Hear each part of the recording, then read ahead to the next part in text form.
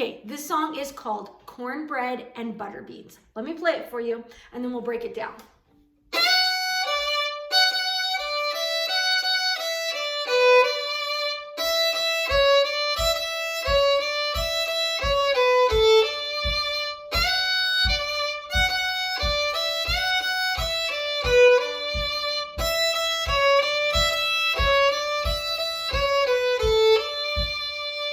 So Cornbread and Butterbeans is in the key of D, but because we aren't going onto the D string, I suggest to tune this piece. We start on the A string and play the last half of a D major scale, like this. We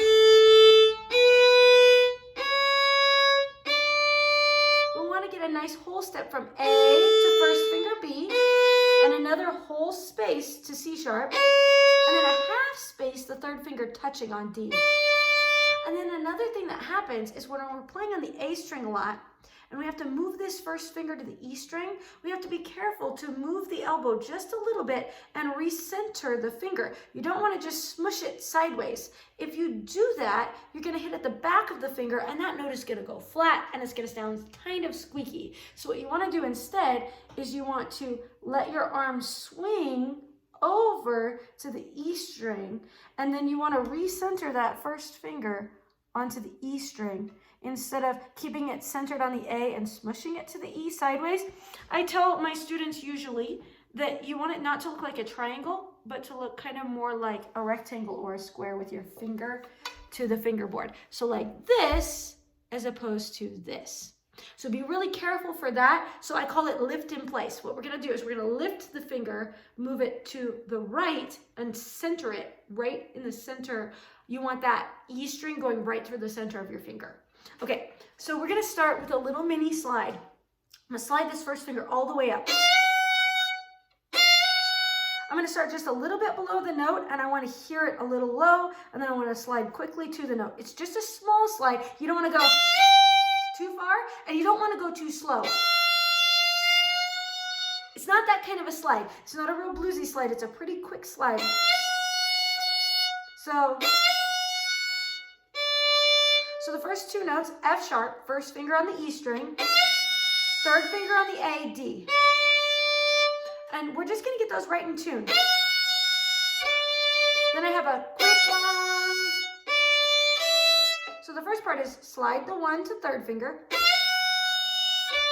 Then I have a quick first finger followed by a long first finger. It's actually an eighth note followed by a dotted quarter. So it's going to go 1 and 2 and 1 and 2 and then third finger on the A, E. Those are both quarters. So half note, eighth dotted quarter, quarter, quarter. So you want to practice that. Put it in a practice loop. Just keep playing it.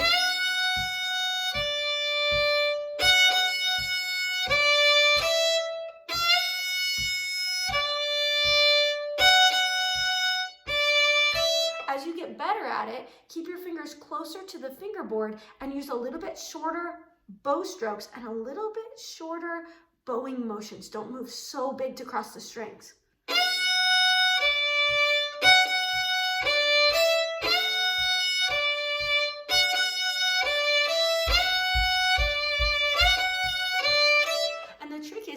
Section that I teach you, you want to practice that way. So you can pause the video and play it really slow several times and start speeding it up little by little, trying to keep your notes right in tune so they sound in tune. If you have tapes, keep them right on the tapes, and then try to get it to the point where you can play it up to full speed as soon as you learn it.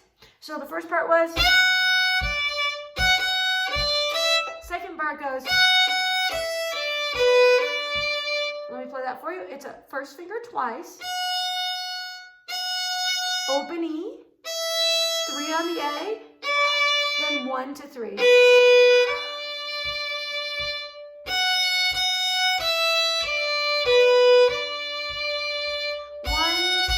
3, 4, 1, 2, 3, 4. So these are all quarter notes except for the last note, which is a dotted half note. 1, 2, 3, 4, 1, 2, 3, 4. Do you see how this exercises the fact that you need to move your first finger over to the E string. And it also gives you an exercise in playing your third finger independent by itself, not placing the second finger with it, but placing maybe the first and third finger together. We're gonna play it from the beginning, and if you have a hard time playing it, go back and loop the first or second section. Here we go.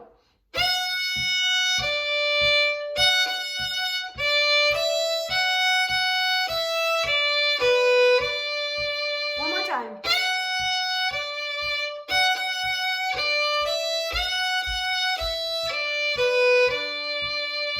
The next part is gonna go E, E. Second finger on the A on C sharp, a whole space from the first finger. 3. Let's do that. What I like to do the first time is play the notes even as quarter notes. 1, 2, 3, 4. Then we're going to dot the next one. So we're going to play a short eighth note followed by a dotted quarter. 1 and 2 and 1 and 2 and. It's got a little quick long on it, right? So the first one is even. 1, 2, 3, 4, quick long. So I like to practice that in a loop itself. So we go even, 1, 2, 3, 4, then quick long, 3, 4, or 1 and 2 and 3, 4. And that'll give us our eighth note and our dotted quarter. So here we go.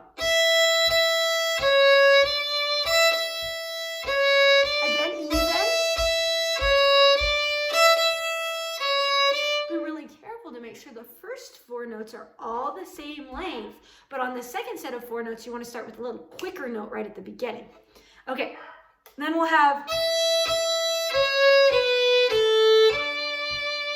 so I'm going to start with my E string, second finger C sharp, whole step from first finger, and then first finger B. Let's do that again. Open to 3.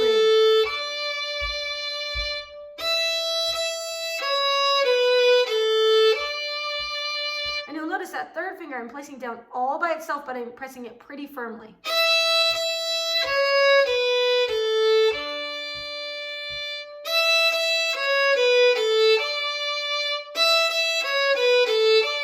Anything you loop 10 times is guaranteed to make you play better. If you practice the entire song, you're going to find playing the whole song over and over doesn't really increase your ability to play it after about the first 2 or 3 times. So once you kind of get the song under your fingers, the best way to actually improve your accuracy, your intonation, coordination with your fingers, and remembering the song is to practice each of the little sections. And what you want to do is you want to bump up against your speed cap as fast as you can go, right? You don't want to go right up to as fast as you can go or you're going to have issues. But start out half speed and then go a little faster, a little faster, a little faster. Keep going, and when you get to the point where it crashes just a little bit, maybe you miss a finger or something like that, what you want to do is go slow again and push your way up again. And what you'll notice is you'll burst past your speed ceiling, your cap, as high as you could go. If you could go this far the first time, you're going to run it up this far the second time and this far the third time. And then when you bring back the song a little bit slower, you're going to find you have a lot more coordination in the song. Okay, now if you've done all your sections, let's give it a try. Let's try the whole thing. 1, 2, here we go, slow.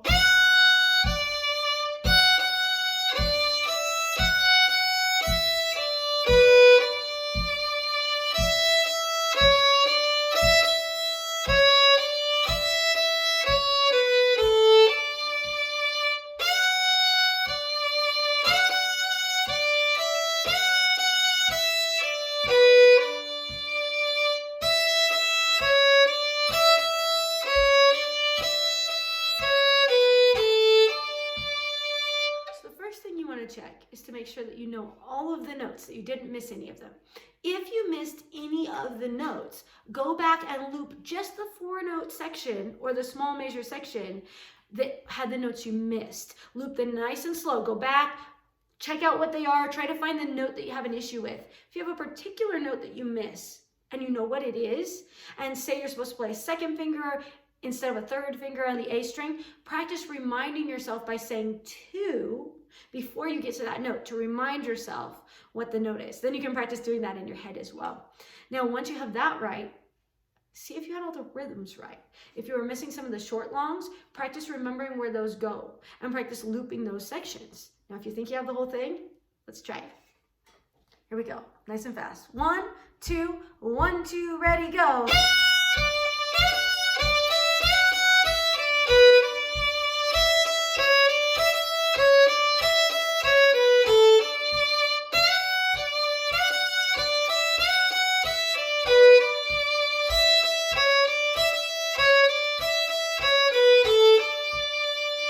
And that's Cornbread and Butterbeans. I strongly encourage you to listen to it a lot before you start learning the tune, to get it kind of in your mind.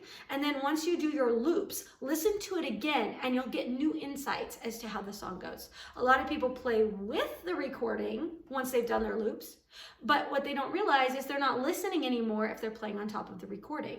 So go ahead and listen a couple of times and it'll help your brain kind of think of what the notes are and where the shorts and longs are. Then learn the song, get it memorized with me, and then after you have it memorized, listen to it a couple more times, because you'll get free practice without even picking up your instrument, and it'll help things kind of align, and it'll help you realize if you have any parts you need to practice on. So enjoy playing Cornbread and Butterbeans.